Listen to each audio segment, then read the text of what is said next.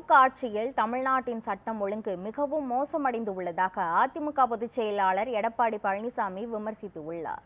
பெரம்பலூர் மாவட்டம் குன்னம் தொகுதியில் பொதுமக்கள் மத்தியில் உரையாற்றிய அவர், தேர்தலுக்காக மட்டுமே திமுக மத்திய பாஜக அரசை விமர்சித்து வருவதாக குற்றம் சாட்டினார்.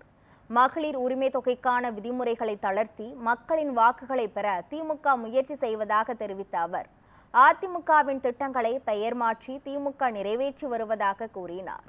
காற்றில் கூட ஊழல் செய்த கட்சி திமுக என குறிப்பிட்ட அதிமுக பொதுச் செயலாளர், மக்கள் ஓரணியில் இருக்கும் நிலையில் திமுக வேறு அணியில் இருப்பதாக தெரிவித்தார். திரு ஸ்டாலின் போற பக்கம் பேசுறார். அண்ணா திமுக ஆட்சியில எந்த தொகுதியிலையும் எந்த பணி செய்யல, இது திமுக வந்துதான் செஞ்சதுன்னு ஒரு தவறான செய்தி சொல்லிட்டு இருக்காரு. அண்ணா திமுக ஆட்சியில நிறைவேற்றப்பட்ட திட்டங்கள் ஒரு சிலவற்றை இந்த தொகுதியிலே நிறைவேற்றப்பட்ட திட்டங்களை சொல்றேன்.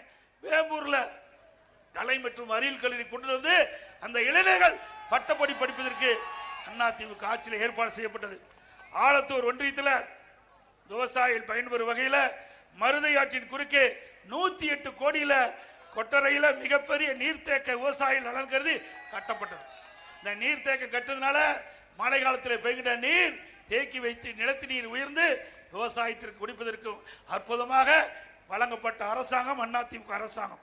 வேப்பூர் ஒன்றியம் கழனி வாசலில் குறைந்தழுத்த மின்சாரத்தை சீரமைக்க 36 kV துணை மின் நிலையம் அமைக்கப்பட்ட சீரான மின்சாரம் நமக்கு கிடைப்பதற்கு வேப்பூர் ஒன்றியம் வெள்ளாற்றின் குறுக்கே முறையே கீழக்குடிக்காடு அகரம்சிக்கூரில் நிலத்தடி நீர்மட்டம் உயர தலா 10 கோடியில 2 தடுப்பணை கட்டி கொடுத்தோம்.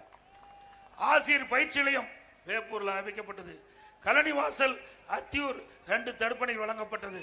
இன்னும் சில திட்டங்கள் நிறைவேற்ற வேண்டும் என்று இங்கே கொடுத்திருக்கின்றார்கள். அதோட செந்தூரில் அரசு போக்குவரத்து பணிமனை அமைத்திட வேண்டும் என்று கேட்டிருக்கிறீங்க. செந்தூரில் முந்திரி கொள்முதல் நிலையம், முந்திரி பதப்படுத்தும் தொழிற்சாலை அமைத்திட வேண்டும் என்று கேட்டுக்கிறீங்க. குன்னத்தில் ஆரம்ப சுகாதார நிலையத்தை 24 மணி நேரம் மகப்பேறு சிகிச்சை நிலை உயர்த்த வேண்டும் என்று கேட்டுக்கிறீங்க. அதோட அதிமுக ஆதிராவிட நலக் கல்லூரி மாணவர் விடுதி கட்டப்பட்டது. நன்னை கழனி வாசல் கோவில் பாளையம் துணை மின் நிலையம் சின்ன சேலம் டு செந்துறை வரையில் இருவழிச்சாலை அமைக்கப்பட்டது. வேப்பூரில் புதிய யூனியன் அலுவலகம் கட்டித்தரப்பட்டது. இன்னும் விவசாய தொழிலாளிக்கு தேவையான திட்டங்களை அதிமுக ஆட்சியிலே நிறைவேற்றப்படும்.